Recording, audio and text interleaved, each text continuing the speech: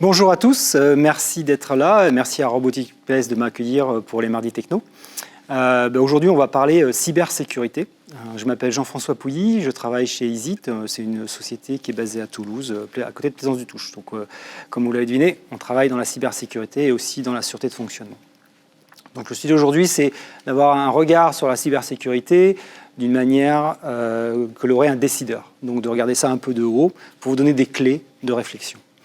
Tout d'abord, on va resituer les choses. Il y a la sûreté de fonctionnement et la cybersécurité. Donc la sûreté de fonctionnement, c'est une propriété d'un système à délivrer une fonction dans un intervalle de temps donné et dans une condition donnée, dans un environnement donné. On va parler là de fiabilité, de disponibilité du système. C'est l'étude des défaillances du système afin qu'il fournisse la fonction avec le meilleur taux de disponibilité. La cybersécurité, c'est en fait la capacité d'un système à protéger et à conserver l'intégrité des données qu'il gère. On voit bien que la sûreté de fonctionnement est une propriété plutôt interne du système, alors que la cybersécurité, on est plus en train de se défendre contre le milieu extérieur. Donc on est vraiment de l'extérieur vers l'intérieur. On parle de cyberattaque, on parle de cybercriminalité, on est donc dans un acte de malveillance. Donc l'idée va être de se protéger de ces cyberattaques et de pouvoir les anticiper. Donc on va regarder ça pour les systèmes embarqués. Alors, on va exclure la partie qu'on appelle peut-être ISO 27001, tous les systèmes d'information, l'informatique généralement au sol. Donc on va se consacrer là aujourd'hui sur le système embarqué. Alors, la première question qu'on peut se poser, c'est pourquoi se protéger ? C'est une bonne question. Alors si on regarde un peu, en 2016, les attaques de cybersécurité ont coûté de l'ordre de 450 à 600 milliards de dollars. On estime qu'en 2021, on est à 6 000 milliards de dollars. Donc clairement, il y a un coût associé. Donc c'est une bonne nouvelle. Ça veut dire que vos systèmes ont de la valeur. Si on les attaque, c'est que ça a de la valeur, c'est qu'on peut en tirer quelque chose. Donc ça, c'est une très bonne nouvelle si vous ne le saviez pas. Maintenant, qu'est-ce qu'on risque ? Eh bien, en fait, être attaqué, on s'expose. Les entreprises ont une image de marque. Typiquement, je ne vais pas citer le nom, mais il y a une société américaine qui s'est fait attaquer via ces objets IoT, 300 d'un coup. Et les pirates sont remontés jusqu'au système d'information, ont saturé le système d'information. Ça s'est vu sur la place publique. Donc, il y a eu une perte d'image de la société. Le corollaire à ça, c'est qu'elle a eu aussi une perte de compétitivité, une perte d'exploitation. Elle a dû remettre ses actifs en service. Donc, derrière, il y a une perte financière à la clé. Donc il faut déjà se convaincre que si vous ne le faites pas, vous vous exposez à des pertes financières potentielles. D'un autre côté, ça va dépasser le cadre aussi local. C'est pas forcément, vous déployez des systèmes, ils ne sont pas forcément déployés sur votre sol national. Ils sont à l'extérieur. Donc ça va dépasser le cadre d'utilisation locale. Si on regarde aussi un peu l'aspect personne et individu, vous pouvez mettre en péril la vie d'autrui. Typiquement, des pirates ont hacké une pompe à insuline.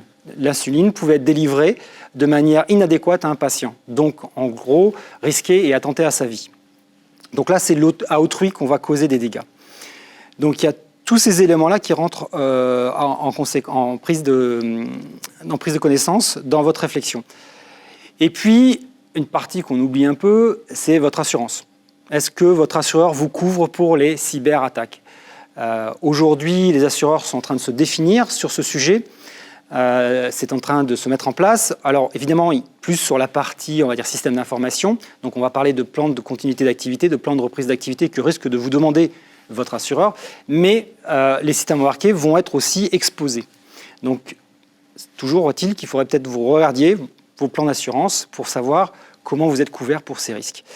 Puisqu'il y a 3 temps, il y a la gestion de crise, il y a la remise en activité et puis il y a le dédommagement d'autrui. Donc il faut regarder si vous êtes couvert pour ça. Et puis en dernier, je dirais qu'il y a aussi les normes. Aujourd'hui, on voit bien que c'est un sujet vital, même crucial.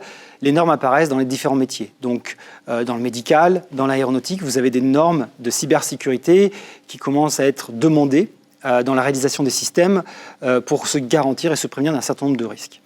Donc j'espère vous avoir convaincu que la cybersécurité est à prendre en compte dans votre réflexion, dans votre entreprise, non pas pour votre système d'information, mais pour les produits et les systèmes embarqués que vous développez, typiquement dans les robots ou d'autres dispositifs. Bien, maintenant, si on regarde d'un peu plus près le système embarqué, pour voir un peu où ça se situe, donc toujours à un très haut niveau, pour que vous, décideurs, vous ayez des clés. En synthèse, votre système embarqué, il va avoir des surfaces d'attaque. C'est dû en fait à sa conception, c'est dû aux éléments que vous utilisez, c'est dû aussi au réseau de communication que vous utilisez. La différence avec un système d'information, c'est que votre système embarqué, il est développé sur un hardware et un software qui est co-designé parce que vos ressources sont limitées. On n'est pas sur un système hardware où on va pouvoir ajouter de la mémoire, ajouter des processeurs, des cartes. On est sur quelque chose de figé, de limité, et donc on est obligé d'optimiser. Ce qui veut dire que vous n'allez pas pouvoir héberger un certain nombre de produits qu'on installe sur des systèmes plus massifs, où on peut rajouter des applicatifs qui vont venir rajouter des défenses, comme un château fort en fait, et rajouter des défenses qui vont pouvoir agir.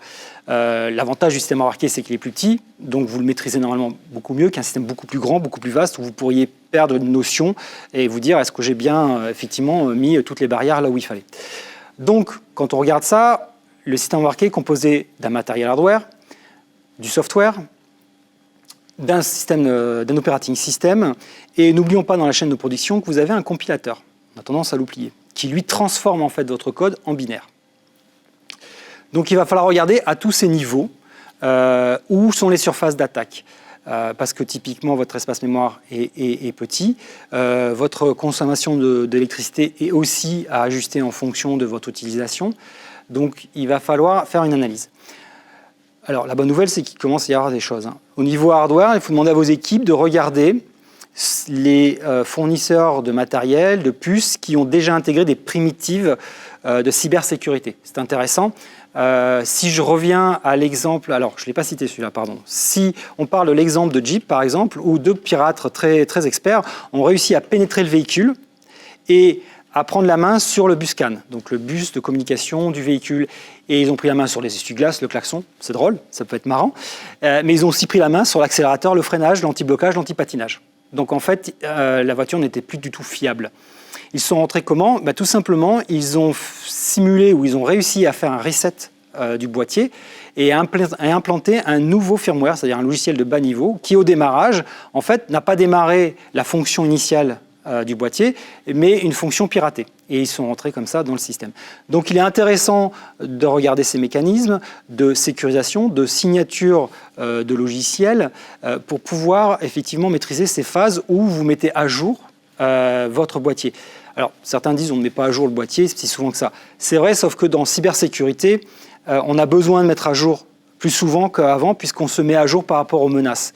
Et donc le fait de se mettre à jour se prémunit contre les nouvelles menaces, mais le fait de mettre à jour, c'est aussi une menace. Voilà. Donc on est obligé d'en tenir compte dans cette réflexion. Et beaucoup de systèmes aujourd'hui embarqués se mettent à jour de manière régulière. Donc on a besoin de se prémunir. Le logiciel. Si on regarde le logiciel, on va essayer de décortiquer ça de deux façons, enfin plutôt dans deux compartiments. Vous avez le logiciel que vous développez et le logiciel généralement que vous allez chercher à des tiers. Donc on va parler ici de l'open source par exemple. Alors, je n'ai rien contre l'open source, c'est juste qu'aujourd'hui c'est très utilisé, ça vous permet d'être time to market, d'avoir des fonctions déjà pré-développées, de les configurer, de les utiliser. Ceci étant, on importe un logiciel qu'on n'a pas développé.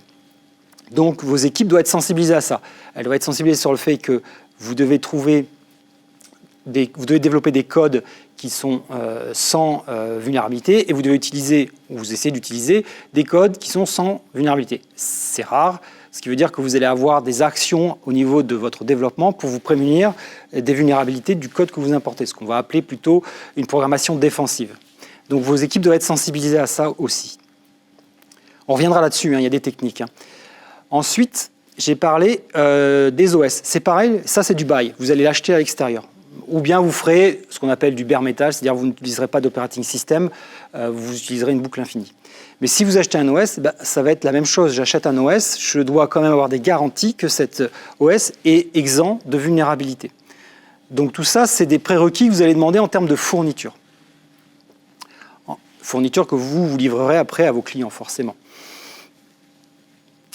Si on revient après au binaire, tout ça va générer un exécutable que vous allez mettre sur votre plateforme matérielle.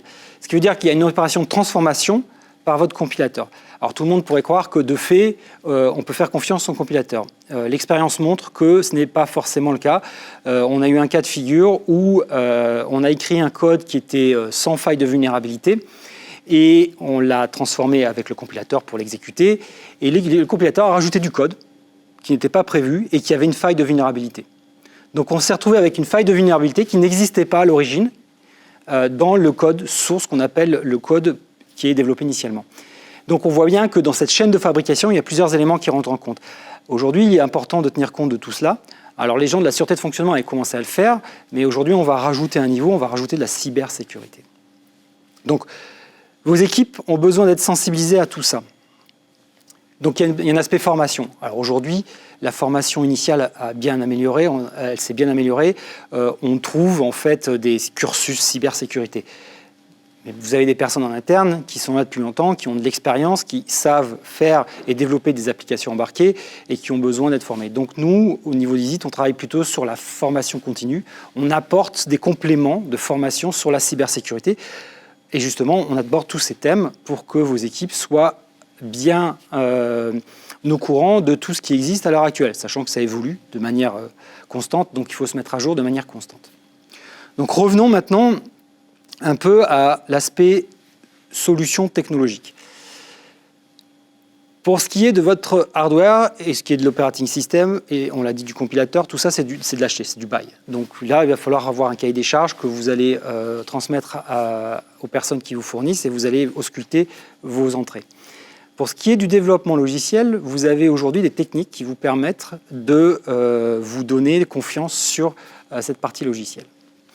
Donc, si on prend au niveau système, nous, on conseille d'avoir une approche par analyse de risque type EBIOS. Donc, c'est une méthode française, donc Cocorico. EBIOS, vous trouvez plein d'informations sur le site de l'ANSSI. C'est une méthode aussi qui permet de dialoguer entre les développeurs d'applications et les directeurs de projet, voire les dirigeants d'entreprise, pour savoir où sont les risques, de quel niveau sont-ils et qu'est-ce qu'on va faire. Donc, EBIOS, c'est ce que nous, on propose et on vous engage à regarder cette méthode. Et comme je l'ai dit, c'est français. Donc, ça permet déjà de se positionner à niveau système. Ensuite, dès que vous avez cette analyse, ça vous permet de faire du Secure by Design. C'est-à-dire, je vais, dès mon design, anticiper mes problématiques de cybersécurité et non pas attendre la fin du développement pour le faire. On a comme estimation que la correction d'une faille de cybersécurité en phase de déploiement coûterait 95 fois son coût de correction en phase amont, très amont. Donc il y a vraiment un rapport qui est énorme. Donc Secure by Design, ça veut dire j'anticipe, je me base sur mon analyse EBIOS et je fais ma conception en fonction. Donc conception bien sûr totale du système. On prend en compte la communication, on prend en compte le hardware, on prend en compte le software. Et on prend en compte sûrement les parties tierces qui vont communiquer. À partir de là, quand on rentre en phase de développement, on va faire ce qu'on appelle du shift left. On va commencer à dire, je vais mettre en place un atelier, alors ce sont généralement des analyses syntaxiques avancées, qui analysent le code. Alors ça demande peu d'efforts à un ingénieur, c'est un outil qui travaille tout seul, et va remonter des alertes sur les failles potentielles du code développé. Donc ça va vous aider pour le code que vous développez. Et on va vraiment le faire au plus tôt, c'est-à-dire au moment où on développe. On ne va pas attendre la phase de test. Ensuite, vous avez les parties que vous allez réutiliser en open source. Donc là, on vous conseille la même chose, des outils qui vont vous faire l'inventaire des open source que vous utilisez. Alors, on ne va pas demander à un ingénieur de le faire, on va demander à un outil de scruter ce que vous avez développé et de faire un inventaire exhaustif de ce qui peut être dans votre logiciel en termes d'open source. Et ce logiciel va vous dire, eh bien, vous avez tel open source, avec telle licence et avec telle vulnérabilité. À vous de savoir comment vous allez traiter ces vulnérabilités. Donc ce sont vraiment des outils assez automatiques qui vraiment vous aident à un effort minimum. Donc ça veut dire qu'on optimise quand même le retour sur investissement. D'autant plus que sur la partie open source, les bases de données sont mises à jour régulièrement, comme la NVD, c'est la base nationale des vulnérabilités en US. Et en plus, chaque fournisseur d'outils, nous, on a un outil qui s'appelle WhiteSource, qui a aussi développé sa propre base de vulnérabilité, puisqu'ils font aussi des recherches sur les open source. Donc ça veut dire qu'il y a un enrichissement de ces bases de données par les fournisseurs. WhiteSource en fait partie, par exemple. Pour l'autre partie, pour vos développements, nous, on préconise CodeStonar, qui est développé par Grammatech, qui est un très bon outil aussi. C'est pour citer des outils pour vous dire que c'est très concret. Sur le marché, on trouve des choses. Donc, à partir de là, vous avez déjà traité une bonne partie, je dirais, des sources de vulnérabilité. Il existe du legacy que vous pouvez réutiliser et dont vous n'avez pas les sources. Le problème, c'est que si vous n'avez pas les sources, vous ne pouvez pas faire tourner des analyseurs syntaxiques de sources dessus. Donc, le niveau de confiance de ce binaire ou de cette librairie peut être faible. Alors, rassurez-vous, il existe aussi des outils qui scrutent du binaire et qui sont capables soit de détecter des failles, soit aussi de faire un inventaire des open source qui sont contenus dans ces binaires. C'est assez puissant. Ça va vous donner les mêmes informations, approximativement les mêmes informations que sur le source, c'est-à-dire la liste des open source et leur vulnérabilité. Et tout ça est maintenu dans une base aussi chez vous en local et il va vous informer au fil du temps s'il y a de nouvelles vulnérabilités qui sont découvertes. Donc déjà, au niveau du source et du binaire, il y a des solutions. Et si vous transformez l'ensemble vers du binaire, vous posez aussi vous posez la question d'analyser le binaire que vous générez pour être certain qu'il n'y a pas d'un code additionnel qui a été généré par le compilateur. Dernière étape, la plus connue, on va dire, c'est le test de pénétration, le pen test. Donc là, vous allez confier votre code à une équipe et cette équipe va tenter de hacker, de pirater votre compte. Ça peut être une opération, alors souvent c'est une opération humaine, donc c'est une équipe qui s'en charge. Aujourd'hui, on voit apparaître l'IA qui commence à avoir aussi un certain talent pour automatiser des tests de pénétration parce que on retrouve toujours les mêmes failles. Ne rigolez pas, on a des ports qui restent ouverts, on a des objets connectés qui gardent le mot de passe admin. Donc c'est assez facile de rentrer dans un objet connecté quand on sait déjà que le compte c'est admin. Il ne reste plus qu'à avoir la bonne séquence derrière et on va pénétrer dans votre objet connecté. C'est arrivé. Typiquement, c'est arrivé sur le cas des objets IoT que j'ai cités plus tôt. Voilà, donc là on a fait un peu un état de tout ce que vous pouvez mettre en termes de méthodes et process, outillage chez vous en termes de fabrication de systèmes embarqués.